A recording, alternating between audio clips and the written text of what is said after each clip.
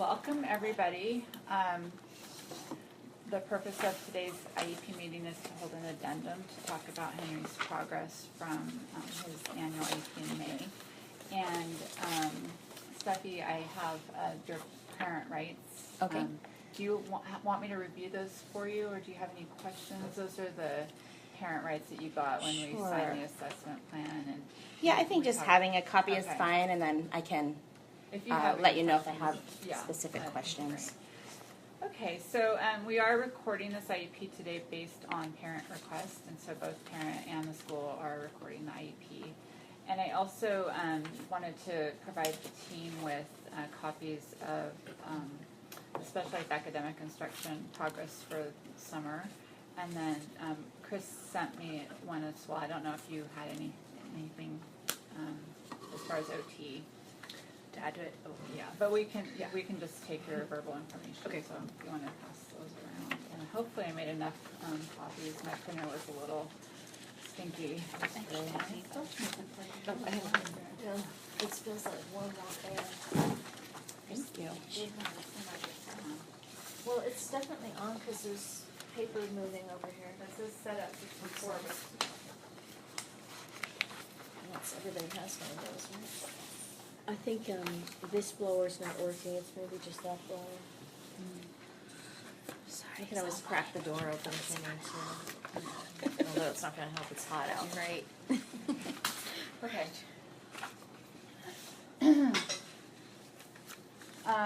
And so forgive me if I feel like I have a moment of blurriness. I have a little bit of an inner thing going on, so my brain feels a little slow today. So I just passed around the SAI progress that we have, and then the speech.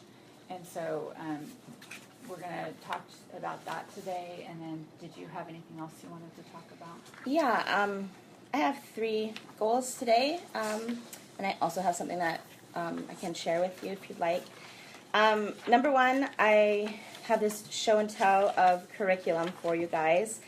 I wanted to clarify that our approach to learning is eclectic, and that we pull in stuff from lots of different pedagogical approaches and methodologies so that we can construct a highly individualized educational plan for Henry.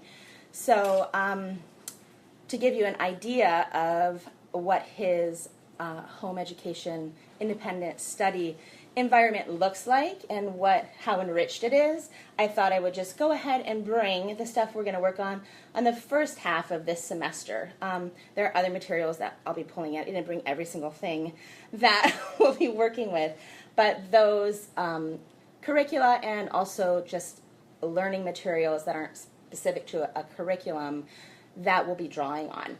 So in case you have any questions about that, I just invite you at some point at the end maybe to take a look. And if you have any questions for me about how I'll be using that, I'd be happy to answer that.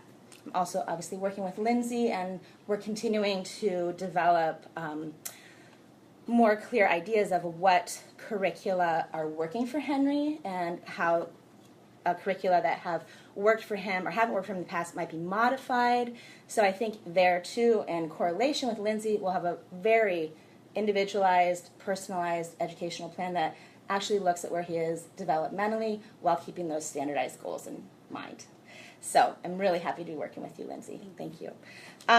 So we use these materials in addition to, these are just the language arts and the math-related curricula and materials. Obviously, we're also doing science and history and all kinds of other things, arts and dance. And so this is just those 2 that we're concerned about, especially for his progress that we're tracking, right? And what we're doing right now is we have 3 45-minute sessions or kind of chunks of time where we're doing teacher-led work at home, and that 45 minutes is not including the breaks that we take for sensory diet needs and for self-regulation needs. So those are not special education. Those are what you're doing? That's what I'm doing in the home environment. And that's that 3 times a week? No, 3 times a day. We're having 45 minutes of individualized work It's not necessarily at tabletop, although at least 15 minutes of that 45-minute session is at tabletop. I can demonstrate some of the work that we're doing that is more gross motor based because of where he is developmentally. For example, in math, he doesn't yet have one-to-one correlation with objects, so we're really focusing on one-to-one correlation in a kinesthetic realm. We've developed special learning tools for that, like our dot-based number line with polyspots, so that he can organize them by less and more, concept he already has on board, and then start to associate that volume with an actual number. We're going to bring in the symbols later because the symbol, because of his language development, is so not age appropriate that we're not bringing that level in the kinesthetic work yet, although we are certainly exposing him to that in other parts. For example, a 45-minute math chunk looks like this. We read picture books. I've provided a few samples of them, like 10 dots or 10 apples on top, books that are talking about up to 10 quantities of numbers, which is where he is. We then do an activity around that. For example, after reading 10 dots, he made a dot book of his own. He's adding the words to that. We have an apple on top activity. We have the apples for that here. Then we do our kinesthetic work. And so there's like a tabletop, reading component, and then a kinesthetic component basically to each of those chunks.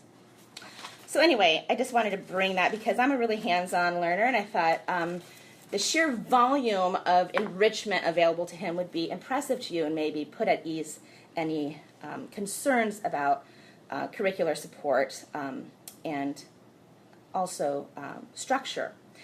So my second goal is to present my personal layperson's report on his progress this summer in the area of speech and language and requests for assessments that could help us better determine how to serve Henry.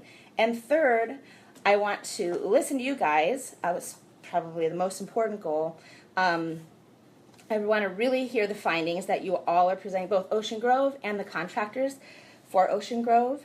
And then I want to collect all of that, all of the relevant reports, which I hope I've gotten the copies already, and all the assessments, which I hope you saw the request for the assessments as well. So we'll be providing the assessments within 5 business days. Okay. According to FERPA. Okay. So as Henry's parents... I'm sorry, can I clarify? Sure. You've already been provided those at the assessments? Yes. Oh, I'm talking about, maybe I need to get clarification on how to request those appropriately then. I'm talking about like when he was assessed for speech language, not the summary of those assessments that is in the IEP, but the actual assessment. I need those for example, the central auditory processing assessment that I'll privately do if the school is not able to provide that. In order to determine if he's able to receive that assessment, they need to understand his level of speech language. And I did request something like that from you. Are you talking about the report that was done by... Okay. Yeah. Before Kaya, I can go into that when we read our when I present my report. Yeah. But we have. I just want to clarify. We have a hard stop at 2:00. So I've got down so far. You would like to talk about the reports that our staff have to present. You'd like to present your own report, and you'd like us to understand the curriculum that. Right. Okay. And right. And I just want to be clear that I'm collecting all of this information so that David's father, who just got pulled into a meeting at his work and is not able to be here, and I can review all of your reports and recommendations with the time that we'll need to discern and make any kind of decision that needs to be made, and also so that we can bring them to our independent educational evaluators and help them understand better what situation we're working with and how we can best proceed to support Henry in the most supported, enriched, and least restrictive environment. So those are my 3 goals. Lots of words. So are you requesting independent educational evaluations from the school? I haven't yet requested them from the school. I have my own independent evaluators, but I may request that from the school as well. It depends a little bit on what's determined here or presented here. Okay. So let's go ahead and start, because we provided some concentrated extended school year this year. So let's have Lindsay start. If you could start with the, at the end, I guess, would be a good place to start. She has baseline data at the beginning, at the end of the school year, at the beginning of ESY, and then at the end of ESY. So if you want to go over those, Lindsay, Yes. or if you have another place to start, that's fine. No, actually, this is just as good as any. So the last 2 pages of the RSP report with the kind of grid is what Maria's referring to. And I made this kind of for my own sanity, but also to help us all look at data over the time. I inherited this from his past 2 resource teachers, which went into this piece, as well as our 3 sessions leading up to that second to last column of data. So I've condensed it here for you, so we don't have to piecemeal through that, but you're more than welcome to. And I kind of broke it down between the timeline and goals. So just starting up at the top left, looking at SAI goals 1 and 2, which looks at his letter-sound correspondence for consonants and vowels.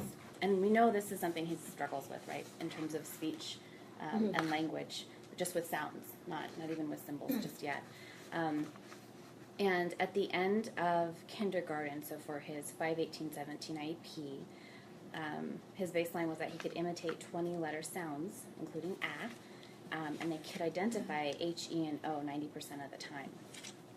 And then you can see going across, there's data collected from the very beginning of ESY, mid-ESY. You'll see NA in some pieces because data there wasn't present specifically for that goal, versus, just work around that goal. And then the end of ESY, and then also the second last column is what he did with me during our first 3 sessions. So you can see across the board for the first 2 goals, he knew the sound of E, could say A, so he maintained that A, didn't present with that H and O necessarily for Krista. And then towards the end, he identified names for O, H, and J. And then for me, he's prompted for all sounds and gave the name and sound for S, and name only for X and O. So it's tough to say overall across the board what he's maintained because I see, during different days he's able to give me different things. So this is just what he gave me those days, and what he was given to Marlon and Krista the other days too. And you can see on down through with SAI goal 3 and 4, also reading goals. He was reading picture cards for up, down, and in. And then high frequency words with Krista, he had some trouble identifying those across the board through summer and didn't independently identify pieces with me. And then for SAI goal number 4 is where he's kind of tracking and following along as the teacher reads. It looks like he was doing something on the computer with Marlon where he was crossing out or clicking some or words to go to the next one. So that was helping kind of understand the concept of left to right, and it looked like he could go to the next line. With Krista, he was tracking left to right. With me, he's tracking left to right very easily. He flips pages left to right. He has that concept. He's not always going down to the next line. And he didn't with me the first 3 times we did. Right now, he's starting to. He's when he, not necessarily every time he's asked, but I think, I'm not sure what's triggering it, but I don't know if it's something that's sticking or if it's something that he's conscious about. Sometimes he's doing it, sometimes he's not, because when I ask him to specifically, he doesn't always do it. So, but that's something, to keep in mind. For math, his goals 5, 6, and 7, just the 3, looked like he can orally count to 20 with encouragement in May of this past year, and now he's counting 1 through 7, prompted to 10. He couldn't count one-to-one blocks, as Steffi said. That one-to-one correspondence is still tough. Although since this report was written, I've seen him go up to 9, go up to 10, go up to 12, but again, not consistently. But it does seem like that is coming. And with goal number 6, this is to write numbers 0 through 20 and represent them with a number of objects. He could write 1 independently at this last May, again over summer. And could associate blocks on 1, 2, and 3, but not past 3 in the summer. Right now, he's independently producing 1. He writes 0 when we're talking about numbers, and we have visuals of numbers, but he's calling it O still. you know, he also sees I sometimes as number one. If that's on a board or if that's around, he can identify it as number one. Just our last session yesterday, he was doing one-to-one correspondence with me for 1 and 2 and 0, nothing, which was great, which was O. It wasn't 0 yet. But again, not past that. The 7th goal, which is to compare two numbers between 0 and 10, he could choose which pile is larger or smaller with Marlon this past May and consistently maintain that ability. And then with numbers or numerals, he started to show with about 33% actually. He's still about there actually. If we're talking about piles first and then we move to a written symbol for the purpose of measuring this goal, he's just about that 33% actually. I think he got like 4, actually no, he got 4 out of 10 just yesterday. So you bumped up a little, but again, that's it's not consistent and it's not something that I see is clicking. Yeah, it's not stable. The 8th goal deals with writing, and that's that he would write capital letters when given a sound. And in May, he could write O and the letters of his first name with a little help. You can see the kinds of things he got to do for Chris over the summer. He wrote letters H, R, and E. Wrote O when prompted, but not when given the sound. It looks like just the name. And then using nearby visuals, he could write H backwards, E, A, R, Y for his name. He wrote O, and it's interesting because when I say the letters of his name, he knows I'm talking about the word Henry. But he's still not associating that with the symbol, which we all know. For his name, when I just asked him, show me what you picture for your name, he wrote the symbols R and H. And I just wanted to see if he can do that O because he did that across the board here, and he continued with that writing O when prompted. Q for R, again, I was just looking at the things he could do before. And the 10 letters that he does total, he has those symbols kind of locked in his mind, and Stephanie and I were talking about how he's incorporating them into pictures. So E stays in E. It may transpose, it may reverse. And, you know, L stays in L, and so he's got those images, but they're, again, not associated with sounds. So I would say he's about solid with imaging about 10 letters right now. Are there any questions about those pieces? I have one question. Yes. Thank you for taking all of that. And just to clarify that you've only been working with him for about 2 weeks. Yeah. Because we lost Krista at the very beginning, the first session of the school year. So I had requested when this last IEP happened that we take a baseline at the beginning of the summer so that we knew that we were comparing apples to apples within this session. And I think we can see a significant difference between Marlon's data and the beginning of Krista's data, which was chronologically very close together. So I just want to ask, as a layperson, to understand how much of the assessment is subjective based on assessor, and also how much the transition between 3 separate RSPs, is that your acronym? RSP, affects the accuracy of the data. So those are great questions. So the first question about whether the consistency, or I suppose how similar this to this to this to this to this was.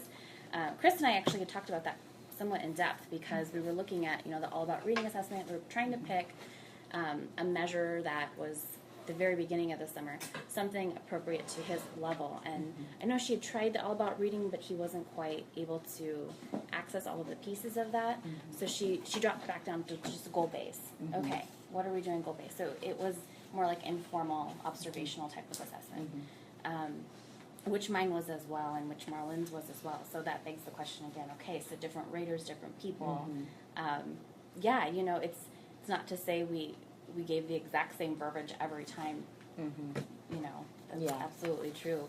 And I'm sure she tried her hardest to go off of what Marlon did, as I made sure I hit the things that they hit. Sure. And with Henry, it's got to be play-based, so it's got to be fun. So I'm not sure if, they incorporated the fun a different way than I or not, and that is something to consider too, the fun factor or even like the engagement factor in doing these pieces that are hard for him, does that affect how much he produces? And absolutely it does. So again, you're right, this is a snapshot of what he was able to give us. And I would say, as far as your comment about, the end of the first baseline and the second beginning of ESY, we're still talking like 5 weeks. So that's pretty significant time for there to be, they're not that close together. So it would be expected that there is regression before the start of ESY?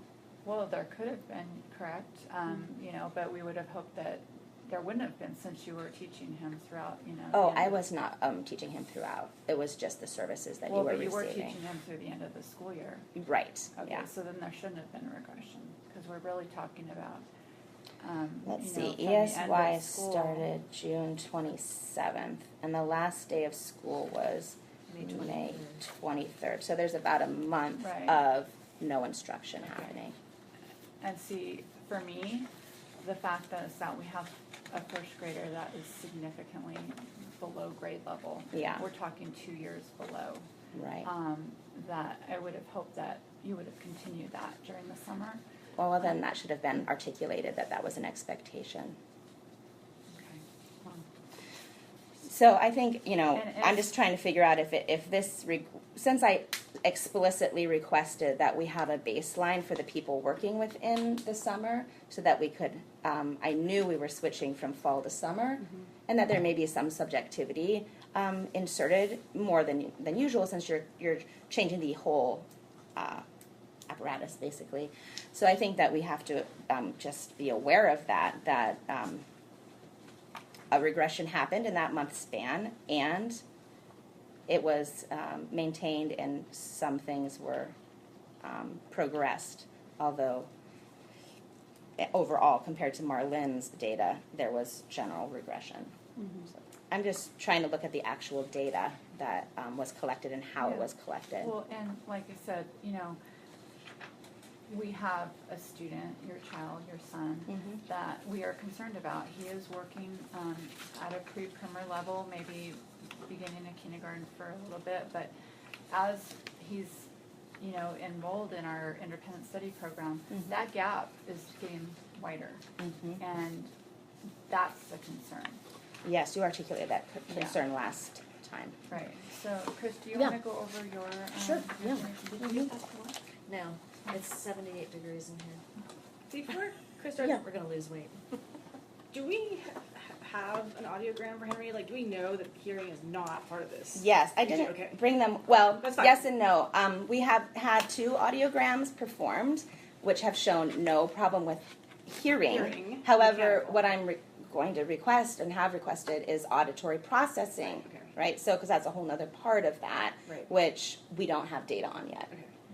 That's good. So when we do triennials and there's a school psychologist, they are assessing for auditory processing.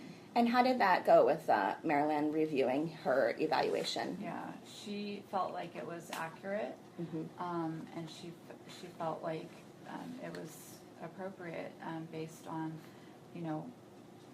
on what I conveyed to her after the meeting. We can certainly do, if you request an IEE, if you're disagreeing with that, we can look at the Southwest policy on providing an IEE. So if I could ask Chris to Yes. go ahead and Yeah. talk about, I mean, you deal with more of the auditory processing in some components of it. Yes, speech. absolutely, yeah. I can't see if this is- Did we want to talk, though, about the goals right now? Or about Sure. auditory processing? Okay.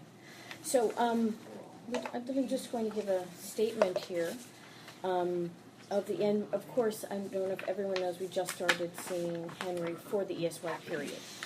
So, during ESY, Henry's initial level of participation and compliance, it varied from refusal to follow directives and tasks to some minimal participation on preferred tasks. It started, that's no shocker there when you're making a transition. As the summer progressed, though, he definitely increased his compliance and participation time on task. And so I was very happy to see that evolution. And currently, he's actually more active and enthusiastic participant in the tasks and therapy. Less aversion to some of the things that we're asking him to do. And he's a little bit more, he's just certainly more cooperative to do the things that are harder for him. So in terms of just his whole demeanor and attitude toward therapy, that's where I've seen the most progress. And I'm really happy to report that. Big shift. And I think at the end of ESY, just the one thing I wanted to do was see if we can get him to work on a task for a longer period of time. Because everything that we work on is really subject to him being able to stay with it a little bit longer. Mm-hmm. And so I think, I'm not sure if you worked with him then between ESY and currently, mm-hmm. but he came back just with just much more able to participate. Mm-hmm. Happy to see that. Having said that, he definitely continues to require moderate to maximum cues, models, and he does obviously this time still demonstrate a severe, decrease in speech intelligibility at the phrase conversational level. And so the therapy targets were, brought down to single word for accuracy. He definitely benefits from repeated cues to slow his rate of speech one word at a time. He can go fast sometimes. And sometimes I think he's thinking fast and he wants to move and he's, so that therefore it comes across in the way that he's talking. So I'm going to speak about the goals. We had 5 goals. First one is around sort of his participation. Given minimal prompting, Henry will independently complete oral motors activities at home. So this was just written in May. There's no reason why we should assume this would be met by now. But so when we just sort of got this fresh goal, we had a lot of resistance with participation and oral motor, therapy. It's fun. It's bubbles. It's marshmallow fluff. It's cotton balls. It's ping pong balls. It's so it is made fun. But he had tremendous resistance to participating. Mm-hmm. Certainly, with this, and it's only been just a few weeks with the beginning of school, though we can see that he is participating more, and so here's where we see that level. So where before it was hard for him to extend the tongue so we're talking about extending, lifting the tip, lateralizing the tongue, all things that are difficult. So we tend to not, especially when you're between K and 1, do the things that are difficult. But we do find that he's definitely participating fuller, and now we can make some traction on it. Mm-hmm. Certainly, this is underlying a lot of his unintelligibility, so it's there, but, we're just like, okay, we can, at least he's with us now, and he seems to be enjoying it. Yeah, so that's a beautiful shift. So really that was a participation goal for home, established in May, so now we see that he is willing to participate at a higher level in the clinic. Next goal, given moderate prompting, Henry will identify which word out of 3 words does not rhyme, blend 2 parts of a word, and there's an example there, come up with 1 rhyme. And obviously this was an annual goal written, for setting the bar high. When we started out, he, in 2 separate trials, is like 0 for 10, 0 for 16. This is an absolutely new skill. I'm sure that based on what you're saying there with the identification, this is a challenge for him. In trials, even when we reduce it really low, we're finding now that he does not understand the concept yet of the rhyme. Right. So therefore, the progress that could be made here was simply to have him participate more, but we have not moved this overall needle because this is conceptual. We have a conceptual deficit. Okay. Now, next goal, 3. Given moderate prompting, Henry will imitate fricative sounds S, Z, F, V, and SH in initial, medial, and final positions of words. Again, written as an annual goal. And what we found that at the beginning of summer, that goal had to be started with the sounds in isolation, by themselves. And for Henry, it's a matter of placement of the tongue, lips, jaw, whatever kind of sound it is. So many of these sounds are wonderful because they're visual. You can see we're using lips or teeth. So there was resistance because he has to receive feedback to do this type of a goal. Now, we can do it with a mirror, we can record it, so we're just trying to skin the cat any which way, but he has to actively participate in this. He has to position his mouth and jaw and lips in a way that we're asking him to do. Do what I do in the middle, and then we've got cartoon figures of this. We have a couple of rubber mouths where we're bringing in, so we had, resistance, aversion, refusal, and so that left us at about just 20% accuracy when we could get that. And so when we're even looking at accuracy, we're talking about accuracy of an approximation, not. So he has a huge amount of air escaping. But at least it's in the ballpark of an acceptable. Yes, we can isolate this sound a little better. So now looking at the data, we can, with this approximation, okay, meaning there's a lot of air rather, we're looking at S here at about 40 to 50% accuracy. And that means he is positioning his mouth in the way that we want. And so what he was doing, I think I mentioned this to you, because he'd been working so hard, he was like overblowing. So there was no subtlety to the sound, so then it came out more like a very loud, and he had been trying so hard. On the lateral Right. movement, yeah. So we've brought that down to, bringing down because we don't speak that harshly, bless your mom, we need to get attention. We generally, just getting down to a talking voice. So he's able to accept this information. And so this is something that there's a lot of feedback, and then you have to correct what was done based on the given feedback. So he is definitely much more willing to accept the feedback, and that I consider a step in the right direction. Certainly for other sounds, we're still at 10 to 25% because we're not there yet with him being able to replicate the position, the oral placement for the sound. Fourth goal, given moderate prompting, him to identify, picture, produce a word containing. This is language, grammar, past tense. So this was an absence skill when we started working, and we've put this now in the category that there are two things going on. It is not just the sound, right? Because it's past tense is usually very subtle. We read it as walked, walked when they're reading, but it's very subtle. So what part of that is the nuance of making a smaller sound? But then we realize that conceptually he does not really have the idea of what the past tense is.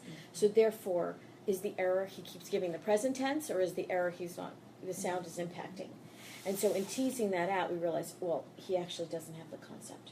So we could work on the two elements of that, but there's not progress on that Can I for ask those a reasons. question Yeah. about that? Yeah. Because he generally forms the past tense with did. I did go. Right. I did eat. So That's irregular. This was written for regular past tense. okay.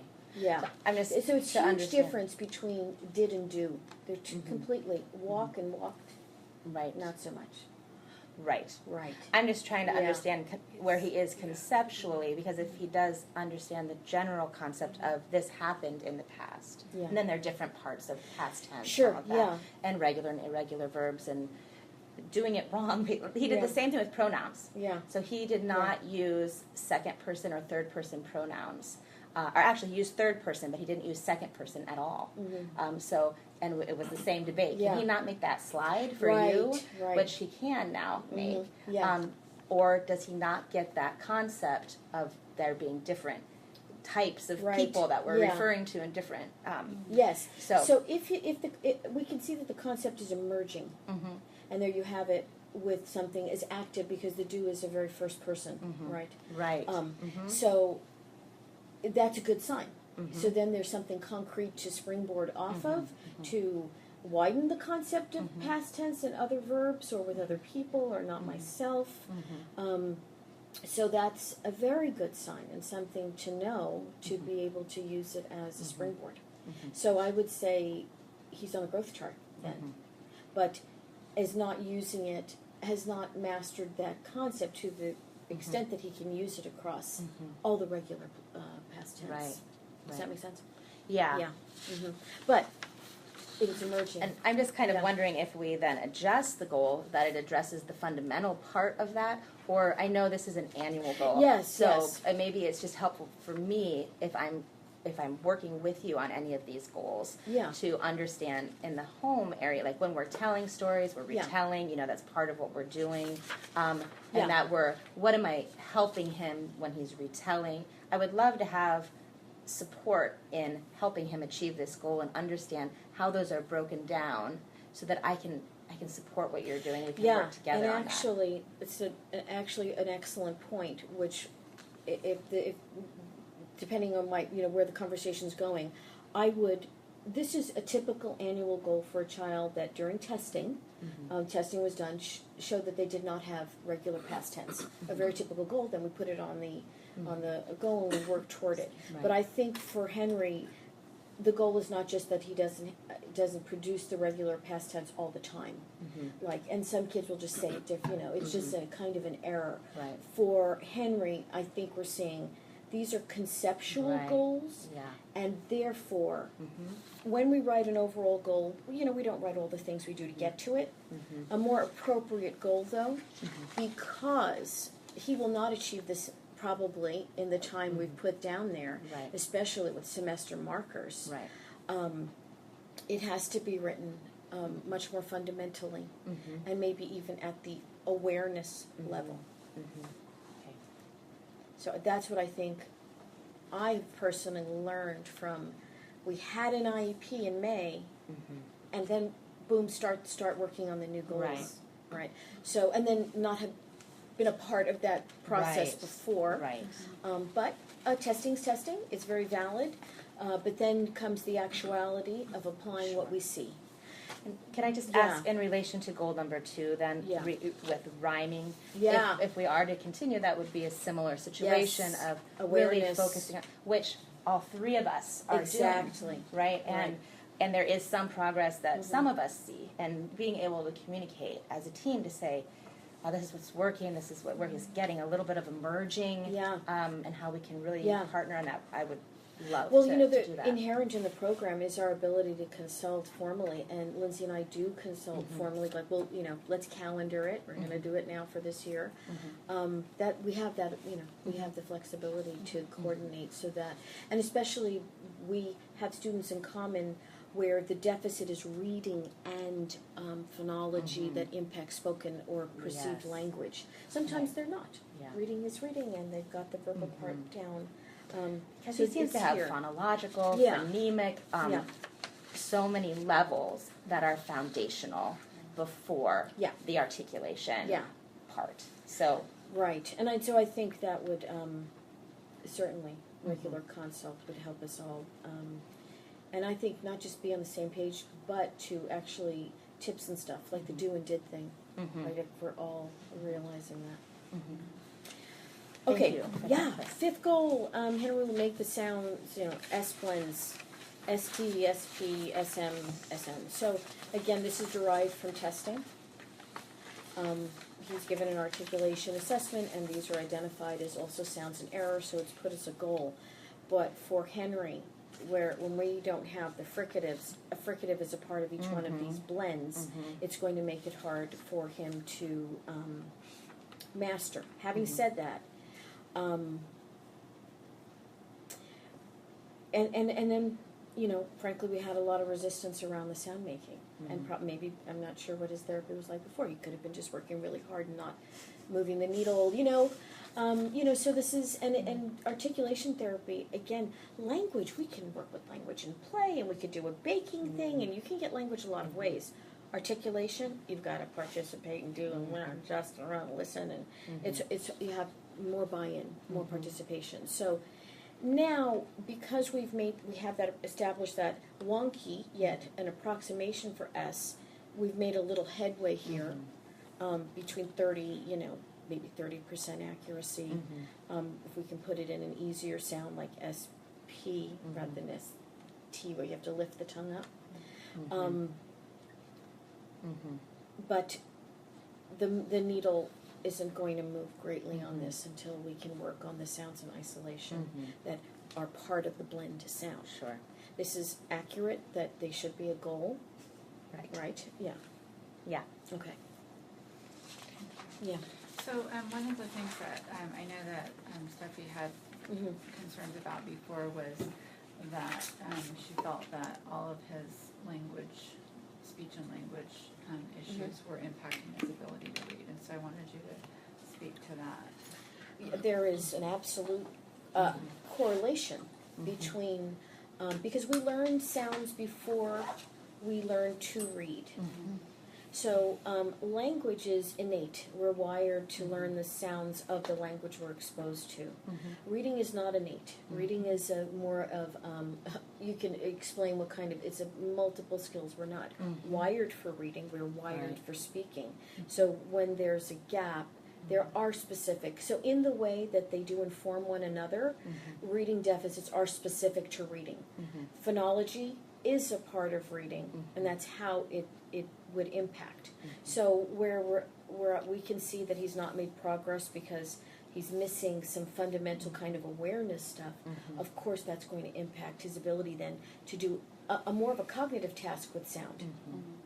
So language is cognitive, but the sound production, I don't want to take cognition completely out of it, Right. because parrots make sounds, but they don't make language sounds, right?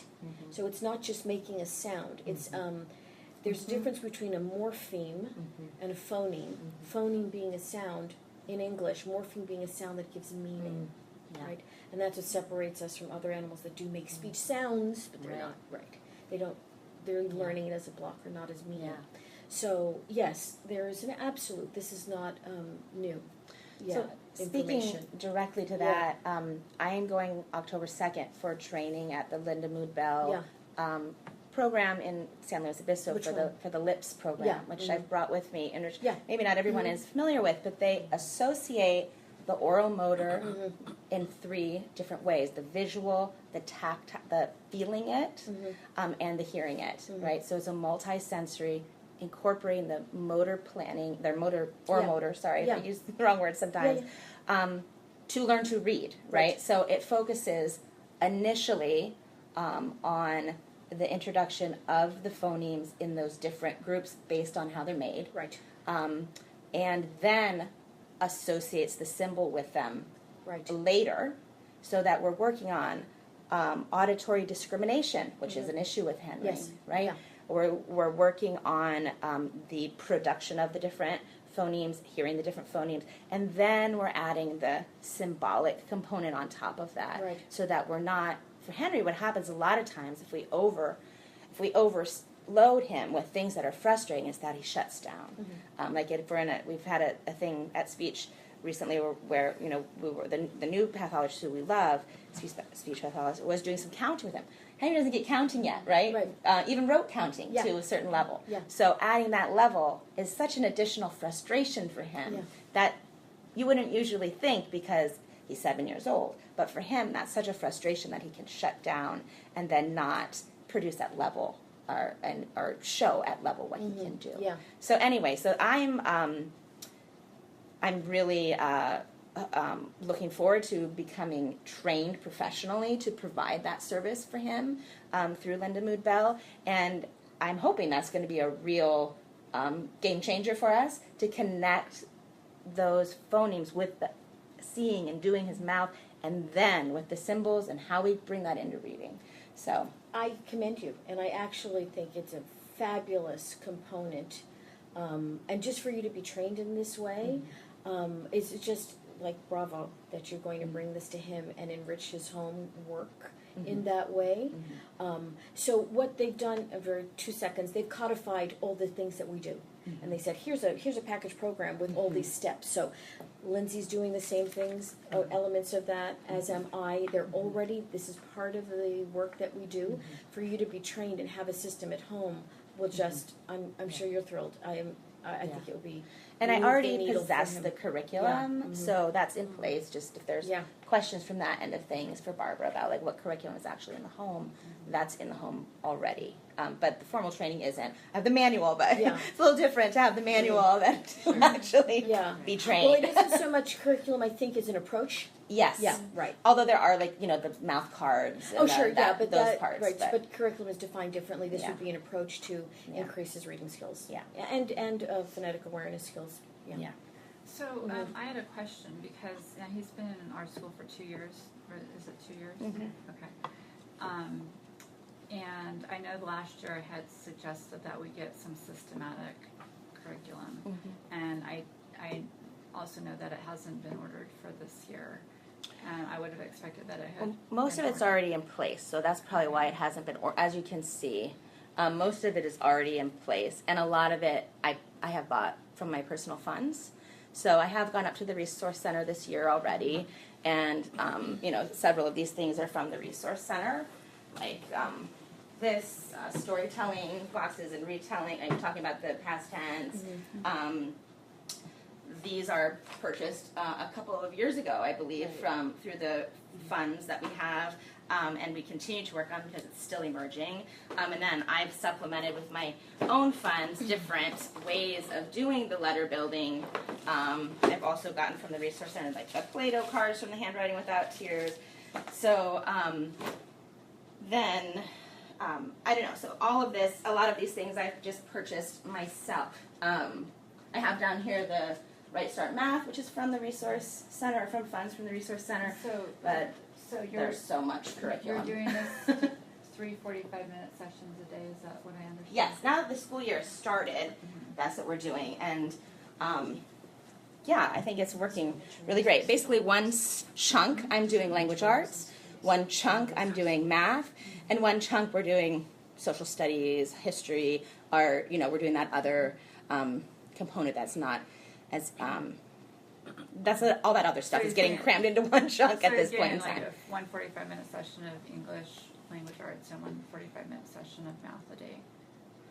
At this time, and I'm open to, and in addition to seeing Lindsay and going to co-op and doing all the different things that he does, but of the just one-on-one personal instruction. May I ask, just with reference to the materials Yeah. versus curriculum, they're Sure. two different things. So Yes.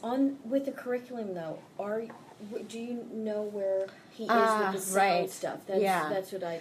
That's really. Go ahead. Can I just say one thing and then? Yeah. Okay. Because we've had such a switch between Yeah. people. As far as the curriculum started, I had the All About Reading curriculum in house last year, all of last year, and we attempted to use it at the beginning of last year. Because of where he is foundationally, developmentally, it was not appropriate for him. Okay. I returned it at the end of last year. Marlene did not use that curriculum with him the entire year, and I had the way it was chunked did not make sense for him. I returned it to the resource center. I tried to get another copy when I went, and it was gone. So Lindsay does have a copy of it, and we've talked about potentially sharing that copy. We'll see if that is a solution or if I need to purchase another copy of it. But there was also a lot of back and forth about what curricula is right for Henry because he's at a different foundational level than so many kids. So Marlene was using Zoophonics. I talked to Viva about ordering the Zoophonics at the end after our IEP. And we said, well, let's hold off a little bit and see what the new RSP wants to do and what's going on with your, with this situation. The new person, Krista, didn't do any Zoophonics and had other methods, and it didn't seem like appropriate material to purchase. Lindsay is actually quite on board with using Zoophonics because of the mnemonic devices it adds for Henry, which are so helpful with even just the letter recognition visually, that he has then the sound, they have movements, they have songs, they have the visual with a character. So I think we'll probably add that in. But when there's so much fluctuation with who we're working with and what resources they prefer, some things were put on hold until things were solidified. Also, there's no lack of resources in our home. So, Yeah, I mean, and I was just speaking from the sound part, from the speech Yeah. and language part, that And my concern for Henry is that he learn in a continuum of acquisition rather than this is a great material Well, and this is Yes. a great material. And that's exactly Yeah. what I'm saying is systematic, direct instruction, whereas these are tools to get No, him. they're not all tools. There's also But I think one of the manipulative. challenges with the Yeah. with the curriculum is that it assumes a certain set of skills. I agree. Like, And what I'm with the Rise Art understanding, Math, he's almost pre-curriculum. Yes. right. Yeah. And Yes. he there's a wall in the curriculum where he's if Right, he's not so able he's to make not the able to sounds- access even a kindergarten curriculum then?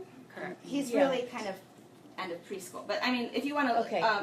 Maria, if you'd like to look at the Linda Mood Bell sequencing, it's right here. Yeah. This is definitely sequenced and Excellent, yeah. researched and Oh, of course, yeah. done for a long time. Also, 40 you know, years, the yeah. Handwriting Without Tears is a curriculum that is used, and I have multiple components of that. And the Right Start Math, again, here he's been pre-curriculum. So that's why we're developing other things, but with the help of, these aren't curriculum, but they're resources for that level for me to work with so that I'm not making stuff up and unresearched and unsupported. Like with the approaches. Rise Art Math, I mean, very shortly into it, it's expected that you know your numbers. Sure. All Yeah. of them. Right. Yeah. And you can combine them. Right. Sure. And if we don't know our numbers yet, we really can't get past page 4 of Right Start Math. Yeah. And it was the same with all that reading. If you don't, Right. and also they're starting with A. A is a vowel, which is one of the harder Yeah. phonemes for him to make. He's not going to be making Well, it's a vowels diphthong, accurately yeah. for a while, right? So all these, like ABC, are all about reading, and these programs that are alphabetical, that sequencing doesn't make a lot of sense for Henry. Something like the Linda Mood Bell, when you're working first with consonants, first the bilabial consonants, etc., makes so much more sense developmentally for Henry. Right, this was an early conversation that I had with you that had I looked at this, now I understand that he's kind of pre. Yeah. We shifted and started working with the bilabials just to see where he was with that. And that is more appropriate than the fricatives. Mhm. And I think that would work better with the reading Mhm. and the, the overall phonology. But now I completely understand he is like almost a pre-curriculum student. And I think And one we're of the really at the reasons, awareness level rather Yes, than yeah. a formal goal based on testing. and a question for me as Yeah. a layperson to all of you educators is it possible that lack of progress could be related to the fact that we were not addressing that in the last If year? you're asking me particularly, I don't I'm just think saying, so. like in Oh, in general, for if yeah. we had a resource specialist for a year before you, Lindsay, with very little, Marlon made very little progress. Are we looking at the right things? I mean, that's just as a parent, my question. Like, if we're trying to make him do these things, So- at what point do so we look just- at the foundation? Just to clarify, the special education teacher's role is to provide support to what's occurring in the general ed classroom, which is in your home Yeah. classroom. Sure. So I don't think it's fair to just depend it on Marlene to say she didn't make progress with them. No, but it is also my understanding that she is the person who's supposed to be consulting the general ed teacher on certain strategies Yeah. to address that. So my question is, just because we're looking at this in a context of placement, there might be multiple explanations for lack of progress, and I would just like to put that out as something for people to consider. And honestly, at this point, I don't necessarily know if that why is the important piece. It's that he is not making progress, and he has. Sure. Yeah, he's made progress, bits and pieces. But like I said, that gap is widening, and he is so young that my concern is that we're gonna, have a fourth grader who's Yeah. barely working into kindergarten. I appreciate your concern, and I think the why should never be taken out of it, because if we never answer the why, then we're never going to address it. We can maybe move that problem somewhere else, but the actual problem will not go away and be solved for my son until we at least look a little bit at the why, so we can modify our methodology and pedagogy. And if we're not open to doing that, that can be difficult for him to actually have a personalized, individualized education. Right. Well, and my why is honestly that I feel like this is a very eclectic, and I understand that he's working at a pre-kindergarten level. Yeah. But our program is a general ed. If you're looking at the continuum of placement, and you were to go into the school district that we're sitting at here, you would have general ed classrooms, you would have special day classrooms, you'd have it in between. And in our independent study program, this is more of a general education classroom. And so one of the requirements of any public school is to make sure that continuum of placement is provided to him.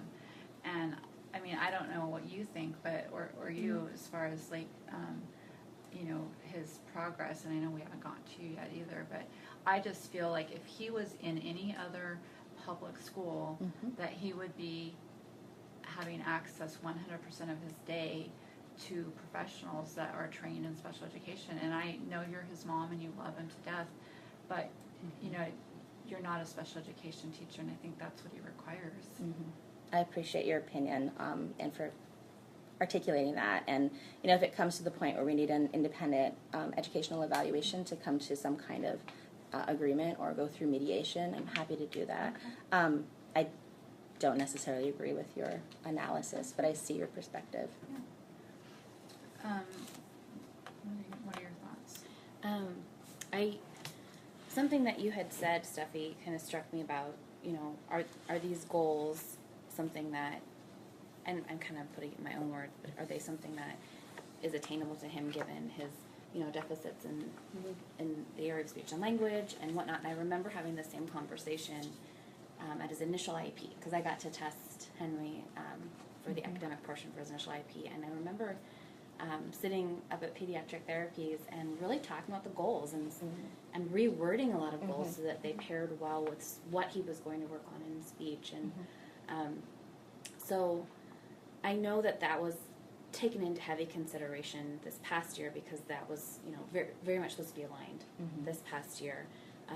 And looking forward, even just looking at that, I see that there's a branch or more of a break between the speech goals and the RSP goals, which is interesting because, that didn't necessarily win the ticket, so now they're going to try and tackle things maybe from different sides.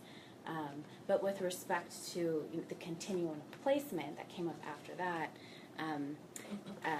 I've made no secret of this to you. I told you I was wanting to recommend more time for Henry because I'm, just after I crunched this data and even working with him now, research shows the more intensive and the more higher frequency that a student receives intervention, the better off they're going to be. Especially early on. That's where the really big ticket is. And so for that reason, I want to recommend more time. I don't know that he's going to like it. I know this is not necessarily easy for him, and pulling him in, I have to really balance preferred fun things with some of the harder stuff, and again, knowing what that limit is, what is hard and what is impossible at this point, right, developmentally, or with what he's accumulated so far. He and I are still trying to learn that. So I'd like to recommend at least 5 sessions a week at our current rate. I'd love more time, actually, but I don't know that he could stand me for more than 45 minutes. I really don't think he could at this point, Maybe as he gets older, of course, he can take on more. But I also, in that whole continuum from what I've seen throughout my career, the past 10 or so years, I see what Maria's saying in terms of access to, more specialized instruction all day. I would love to see that for him. I really would. And I've seen some amazing STC classes, I told you that, and some not so great ones, right, to be honest, and I think it's something that I would consider, or like to consider. May I put something else on the table which hasn't come up because it's not a goal, but this Henry's refusal at times and non-compliance and he doesn't buy into the work is also part of, I don't want to put it in terms of progress, but it also gets in the way of further learning.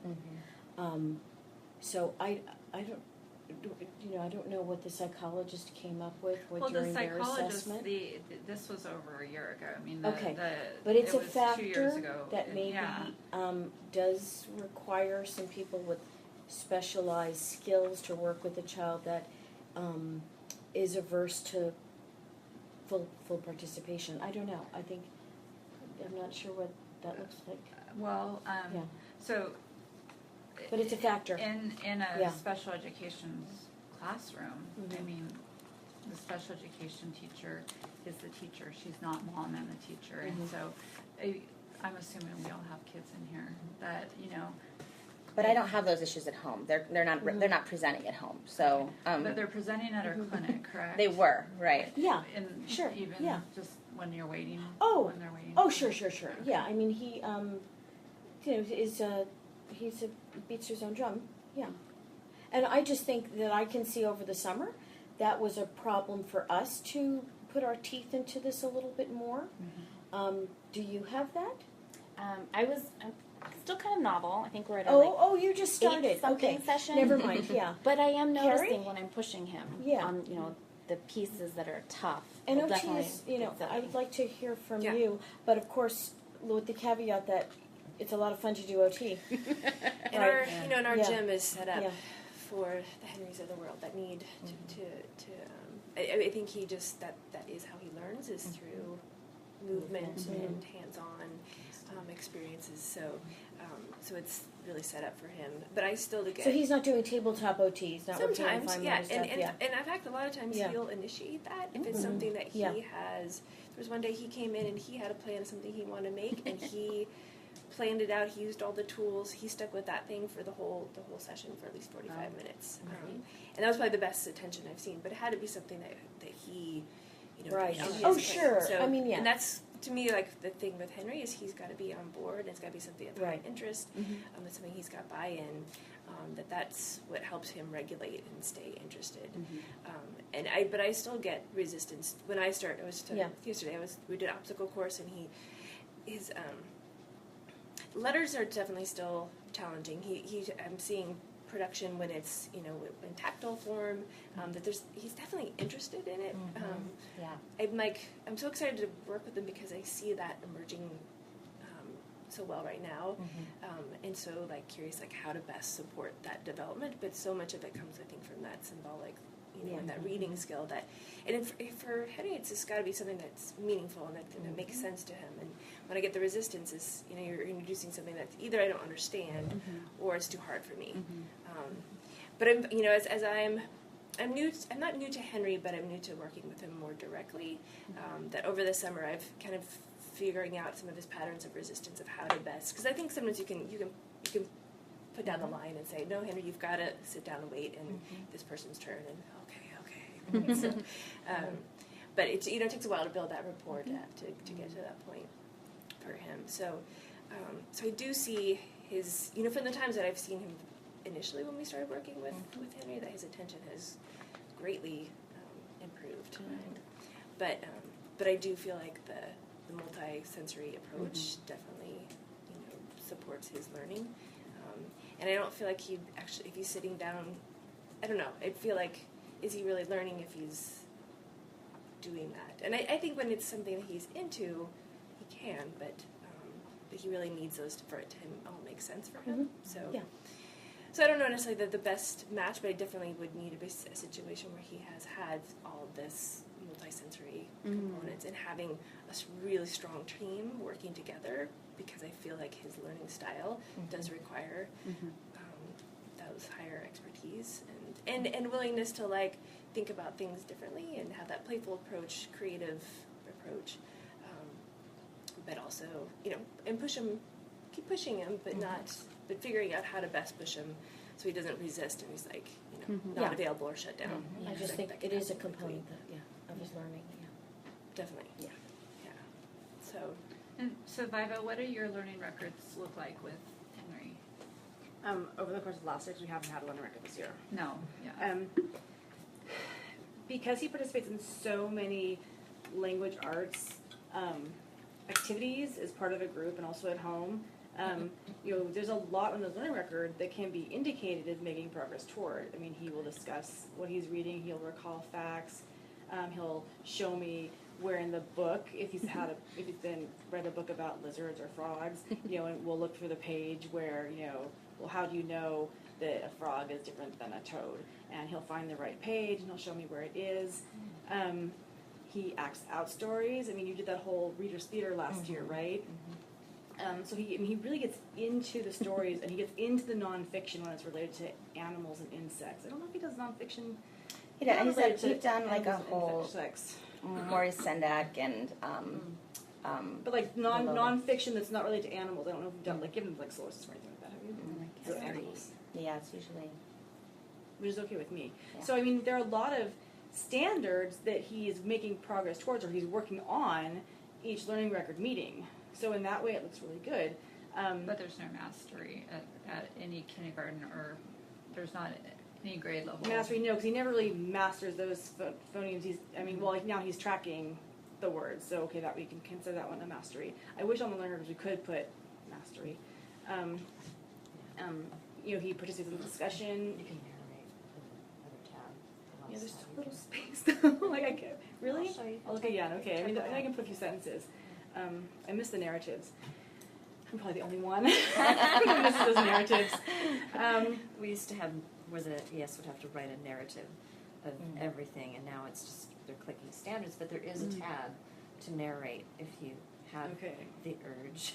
Okay. I'll look for that other tab. I know I can put notes like a curriculum name, but yes. So for the math, though, I mean, I'm working the same standards from year to year, from TK to K. We didn't see a lot of movement down the page, but still working on the same activities. And again, it's like getting those, whether he's developing the foundational skills that he needs to make that leap from sound to symbol.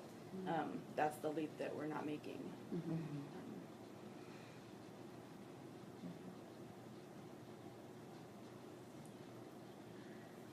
Well, I just have grave concerns, and at the end of the day, when a student's enrolled in a public school, we're responsible. In our program, in an independent study program, there is some level of parent choice. There is some level of accountability, but at the end of the day, we're responsible. And I just continue to have really big concerns that we are seeing this widening, and we're not narrowing it down. And I just really strongly feel that at least having some professionals that are working with him every day in a very structured classroom. I mean, you said you're teaching him 3 45-minute sessions a day, but honestly, I don't think that's enough. I think, like Lindsay said, it's like we're at the beginning of his career. And if we're seeing things widen now, then they're going to continue to widen. And I don't feel comfortable just sitting by and saying, okay, well, we're going to try this for another year when we have a little boy that's a first grader who's working at a pre-K level. I just strongly feel that he needs support in a traditional school setting, and we could see after there's some direct, because you're pulling him out of his classroom at your home and you're taking him here and you're taking them there, and she's talking, increasing his service time. And when you start looking at if a student's in an independent study program and they're requiring 5 days a week of special ed services and they're requiring 3 days a week of speech, and you're seeing them twice a week, once a week, Twice a week. yeah, then that is making it seem like he does require a special day class. He's not in a general ed classroom. If he had that level of service at any traditional school, he would be in a special day class. And I'm concerned that he's not able to access even kindergarten curriculum. So I think we have to look at everything, and I know you're wanting to break down the different providers and what they're measuring, but I mean, these are pretty basic things that we're measuring here. We're asking, can you count orally to 20? It's not like we're asking, can you draw a picture of a certain number? It's just Right. it's very basic. basic. It's not like we're Definitely, but we were also given a very short amount of time of 6 weeks during Right. which, although ESY is traditionally to maintain it's to a prevent certain regression. at and- a certain level or to prevent regression more than the amount of time you're out of school, right? So this was a very unusual ESY. We had the 6 weeks. We had a lot of transitions. So I agree. Counting to 1 to 20 is a very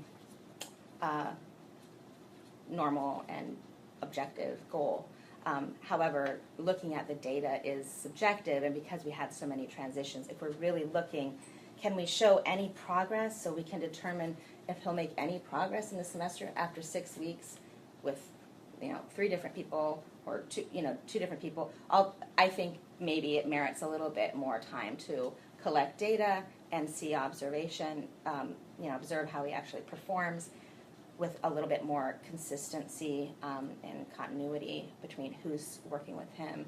I also think that we should look at some other assessments, and I would like to have any records that you have of your conversations with Marilyn Clifton about her review of the triennial assessment that she did. I'd like to be in the loop on that so that I understand her thinking. It sounds like it was perhaps a casual It was conversation. a pointed call. I didn't, take notes of I don't take notes of every single call I make to my staff.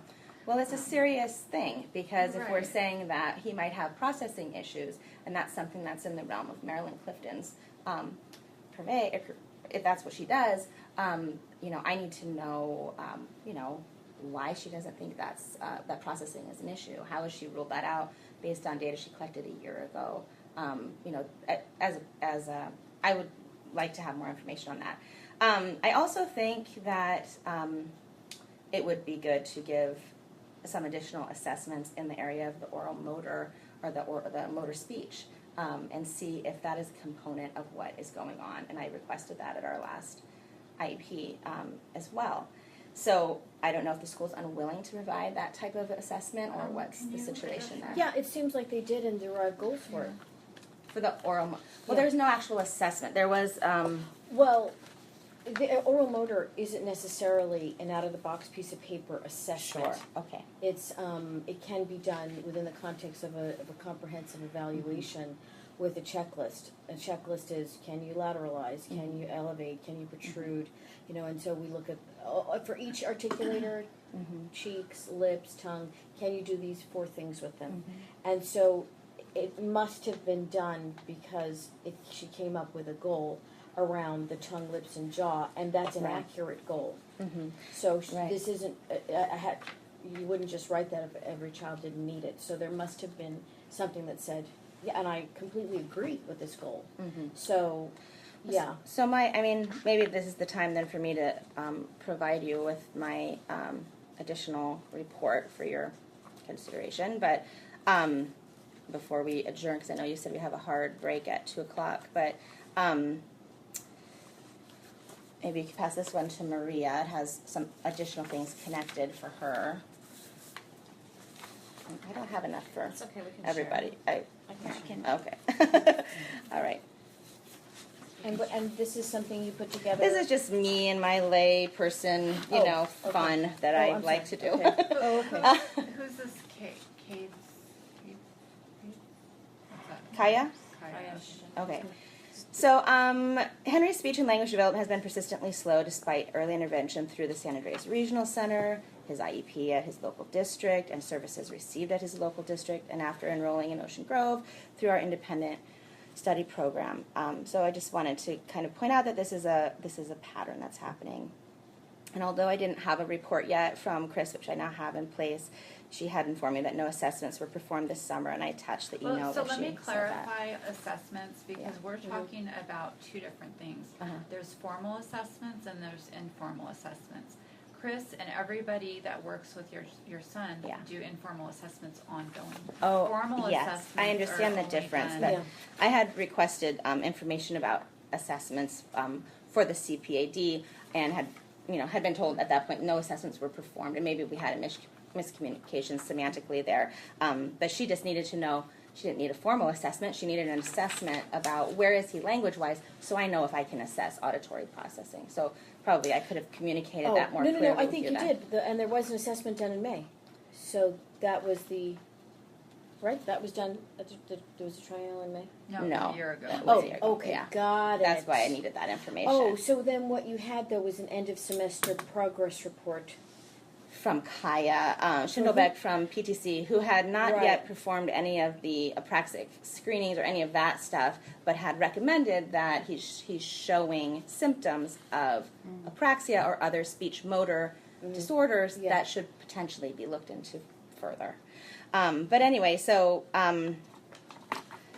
right, so my suggestion is, because he's had this pattern of regression, that we do look at the oral motor a little bit more and look to a formal assessment that goes beyond the observational assessments that we're doing, or that had been done before he was a speechwriter. Yeah, and actually have an understanding of, is motor speech something that we need to address. The reason this is important to me is that treating apraxia or motor speech, as I understand, again, I'm the layperson Yes, here, go ahead. but as a motor speech disorders are different, right, than Then- articulation and language disorders, and how you treat them. Sure, certainly. And group situations are not as effective for apraxia. According to what I've been able to read, that if you have an apraxic kid or motor speech disordered kid, that they need frequent, individualized, Yes. intense Yes. sessions Which can that be done focus in a on traditional your school. oral motor Yeah, like- with someone trained specifically to work with speech motor disorders. So that if we were to change placement, I would need to know if, first of all, I just want to know if this is really a thing with him, Well, because there right is now a it's thing a with lot him. of. It is a thing, and I think I don't know why you don't know that already based on the report. And I mean that it's spelled out here. He has oral motor difficulties, and he has speech production difficulties. So articulation and speech production goes under. Articulation is under speech production. So, and the articulation is also tied to phonology, which speech production is not. Apraxic or motor movements is it not necessarily, but it is, because you don't have the vowels. So he displays, and the thing is, there isn't a teasing out at this age. It is strictly apraxia or it is strictly oral motor dysfunction. They are really often coexistent. And so, and I'm with you, but further testing is going to get you this. And the approach would be the same, because he has oral motor issues that were defined here as needing to be a goal. So, I mean, severe enough that they're an actual goal, and he has articulation or speech production. You can call it what, but when apraxic goals target individual sounds too. So I'm not sure that you would get more out of it, honestly, as an advocate, as a speech pathologist. They coexist within Henry. They coexist, and anyone treating him, and there isn't certainly any a licensed speech language pathologist is trained in oral motor, is trained in apraxia. You can further your education, of course, and be but the approach, he's getting what he, as far as my speech pathology and the speech pathologists that work for me, Right. we are, because you But I have think to approach there may be a him on large many difference other. between that and a school setting special needs class group, Well, no, group but therapy. No. A speech pathologist would be doing the speech goals in a public school, not a teacher. He would still have a trained Right, speech but- language pathologist. Okay, so part of this is that I need to Individual. go and Yeah. view exactly what would happen. And they just opened yesterday at the Boulder Creek School, Yeah. so a visit hasn't been possible yet. But So I understand there's some assumptions, and the assumption I think you're thinking, because this is your first time at this dance. If his IEP says 3 individual sessions, he would only have 3 individual sessions with a speech language pathologist. So on the IEP, the professional that handles the goal is checked off. Mhm. and it will say SLP, Mhm. as all these goals are. So it is not something there is no group motor. There's not such. Well, when thing, he yeah. was receiving services through the school district Yeah. in the past, before he was school age, he received them Yeah. after leaving San Andreas Regional and going into that, getting services through the school Between district 3 and 4. before. Yeah. Yeah, and so I he's think been in they a didn't situation like that Right. before, and he only had group speech, even though he was working with Yeah. an SLP. Obviously, he was pulled out to small group, and he was in the preschool for group OT. Are in that setting. So It doesn't have to be like that, but I may also say you cannot assess apraxia till you speak at the sentence level. mhm, So between 3 and 4, it's Right. You wouldn't Right. tease that out at Yeah. 3 and 4. mhm, But so that's probably why, mhm. and I can't speak to that. But and nor should we. Right. I kind of feel water under the bridge. Going Sure, it is that is forward, the experience that yes, I right, have but that I'm speech comparing it pathology to. goals are carried out by speech pathologists, Right. no matter what the setting is, in the Absolutely. state of California anyway. Yeah. Yeah, if this is Right. 101 IEP, it'll be Yeah. 101 where he goes Oh, yeah. for sure. And wherever that would be the may recommend. That is the recommendation. There's no recommendation for group services on the service page, which exists somewhere. It does not say group at all. He would not benefit from that for anything. I think in terms of the specialties, he. So if he won't benefit from group special Oh, ed, I and he meant- won't no, no, I benefit didn't from mean- speech, no, and he no. won't group I from, wasn't saying that. you I know, meant for speech that's pathology. kind of what I'm already saying. That No, he, no. No, you're not. I'm talking about She's- my specialty. My Mhm, specialty. okay. He would not benefit from speech, group speech session. I mean, it really, that's not something that he would benefit from. Now we're talking about education and that other stuff I can't speak to, but there are many models for what kids need. And I think with special day class, you're still running with your own IEP? Right. Yeah, You're right. still It's getting your own one-on-one. IEP. You're still getting So, one-on-one. I mean, I think that's the beauty of it is that it's still an individual program. And we can see he needs an individual program. So the one that's been crafted will stay with him. so how would the special ed look like in a special day class? It varies. I've been in so many different kinds of special day classes, but the standard is every student comes with their IEP, and that's what's worked on with each student. There are aids to help in those pieces where maybe a whole class setting isn't appropriate for certain pieces of whatever they're doing, whether it's reading or writing or math, whatever activities. I think some of the benefits that I can picture Henry enjoying and could enrich some pieces are things like group activities that deal with exploration of these foundational concepts, like a foundational math and writing. When it's just me and him or just me and you and all the spotlights on him, and it's versus him and a bunch of other kids that can get silly and have fun with jumping around on different numbers and exploring relationships and also learning from one another. Oftentimes kids sometimes do that easier with each other more than with an adult, unfortunately. But I think that's an advantage in a lot of cases, and especially Henry's really, he's got that social piece. I see with his brothers, and he's playful and he's interactive, and I could see him definitely engaging well with a lot of kiddos his age, and I could see that being something that's great. And then in terms of overall, so he would have overall kinds of exposure in group settings, but he would also have individualized attention with respect to his IEP and his goals, and how that's worked into the curriculum.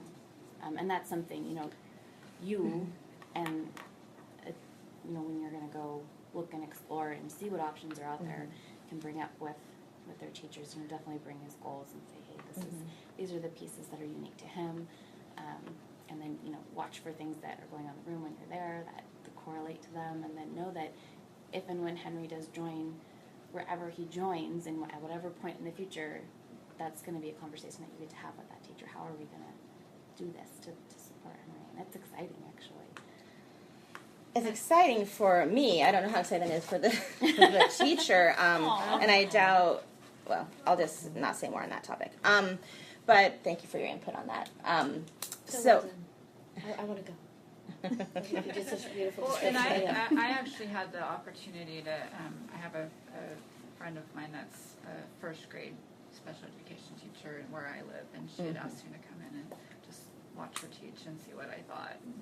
And honestly, in her classroom, she had like 9 students, and there was 2 aides in her, so it was really a 1-to-3 ratio. And then there was certain times where the speech therapist would come in and, you know, take a student to go work with them privately, or these guys are driving me crazy. Or the occupational therapist would come in and, you know, work with them, and there's just so much collaboration and consultation, you know, between all the professionals, and they're there every day seeing the progress and seeing, you know, that everything is fitting in. And I just worried that we're sort of disjointed in an independent study program because just of the physical proximity, we don't get to see exactly what each other's doing, where the speech therapist is actually going into her classroom, and OT is actually going into her classroom, and there's not that ability to do that in an independent study program, and they're not, you know, seeing what you're doing every day. So what I would propose, we've got 10 minutes left, is that we reconvene maybe in 3 weeks, and you have an opportunity to go visit the classroom. Sandy Reimer, I can introduce her. She's the special education director. You know, if that's where we end up, he would still be a student of Ocean Grove. He would just be in a placement that we're providing. And we can, you know, convene. I have access to pretty high-tech technology. I'm just thinking you and I traveled quite a bit distance so that we could see each other on camera and have an IEP, you know, reconvene it at that point and just talk about what. Well, I'll have to see if that is enough time for me to because I think if we're getting to this point that we probably do need to have the independent educational evaluation happen, and I'm not sure how long it takes to get something like that scheduled and all the people in I'll send place. You the SELPA so policies on the independent educational evaluations. There are some warnings as far as, like, you know, I'm not sure if the time frame that has lapsed from the original evaluations actually qualify for IEEs. I'd have to double check on their policy. There's also price, you know, cost limits, and then there's also a requirement that if the school stands behind their evaluation, then we're required to file due process. Okay. So there are some, you know, some legal things, but I'll send you the SELPA's policy when I get back to my office. Okay. And I'll make a note of that. Can I add a couple quick Sure. comments? I've had the opportunity over the summer to watch Henry with another peer, because I've been treating at the same time with another OT, and he's so motivated by peers, actually. And this peer, like, they really click. However, he also his arousal level escalates with, like, he gets really excited. So it works with one-on-one OT, like strong OT support, and we still, like, and even in that situation when I've, like, imposed things that are still difficult or it doesn't understand, I still get the resistance there. And so I think he definitely has a motivation socially, and I think that's a good to incorporate as much as possible with his program. However, I still feel like a high level of creativity is really supports his learning style, that we need professionals that can do that and provide that. And I worry about a more traditional setting, and I've been in a lot of different special education classrooms and worked with a ton of different teachers, and the creativity level and totally varies. So I think you would want the right match for Henry, but I do feel like I'm a pretty creative person. I am challenged by Henry too, as far as, like, creating a situation that is I feel like he's really getting it, or really, like, into it. So because I don't feel like his resistance is that he's it's really that he doesn't get it, and then I'm not presenting it the way that he needs to understand it. And so I feel like it's me because once you do, he's totally in there. Yeah. So you're also he only wants seeing to him twice a week, so he's not getting that ability to really generalize across, every day. He's not getting that experience of a daily, expectations. And What do you mean by his arousal level when he's in, like, with other? He's moving all over the place, and I think he's very excited by peers, and very I feel like he's still like figuring out how to maintain his regulation when he's with other people, because he does get, and how does, and I think socially too, like he's very, fortunately he's with a peer that is really patient and will like, you know, try to understand him and will give him feedback. What did you say? And Henry will like really work on repeating what he said, which is, you know, is awesome. So we worked on the speech as much as possible, which is great. I think it takes a certain peer too to like really stick with him, because his you know, speech is so hard to understand. Sure. So I think I'm guessing that he just hasn't had a whole lot of experience with other peers to really know how to regulate. He has, but in a different context, and particularly because he is he's super verbal and has tons of ideas. Lots to say. And I feel like his ideas and the things that he's into are at his age level, but all these foundational things. So I feel like it's asynchronous for sure. Yeah. So I feel like that gap is also would just take the right teacher to like, you know, and I feel like I don't know. I don't know what the right situation is, but I feel like those are my concerns as far as a more traditional situation for him. That because we know that a traditional approach doesn't work for Henry. That's you know, things. Well, and I would say most special education classrooms are not a traditional traditional. approach. But even what I've seen in special ed classes, I feel like I would be concerned that wouldn't be enough for Henry too in some of the approaches. So it would take a different, you know. And I know that's out there for sure. I've seen that, but that would be what I would be looking for Henry. So. Okay, well, so it's almost 2:00. Why don't we reconvene? And you're saying you don't think 3 weeks? I don't know. Time? I have a couple of special needs advocates that I'm meeting with this week, so I probably want to get their input on how much time we need to actually be able to do an accurate assessment, and then I'll have to look at this piece, the SELPA piece, and all of that, so that we can determine also as a family if we're going to do the due process or mediation. I guess you would want to go straight to due process rather than mediation. We don't go straight to due process. Okay, so then if we, if we do the individual education evaluation and in a mediation, or if then we go to do, we have to figure all of that out. So here's the thing. Okay, the school is required to offer a FAPE. And what I'd like to do is give you 3 weeks to go and visit. I can go get Sandy. You can make a face-to-face connection with her right now. She's a special education director. And then we can meet in 3 weeks to say what your thoughts were of the classroom that she has. We can do that piece in 3 weeks. I can schedule a visit in 3 weeks. I don't know if all the pieces that will all the pieces be in are not place. going to be in place for months, so we need to get this resolved. I can do the visitation within 3 weeks and give you my input on that at that point. Okay. So I'll go ahead and is this Tuesdays afternoons usually pretty good for people? I'm thinking 3 Can we weeks. duplicate this in 3 I weeks? have a lot of SELP Tuesdays coming up, and that's also my learning record day. But Could it be morning? I'm You're checking the 12th and the 19th? I usually have meetings all day on Tuesdays.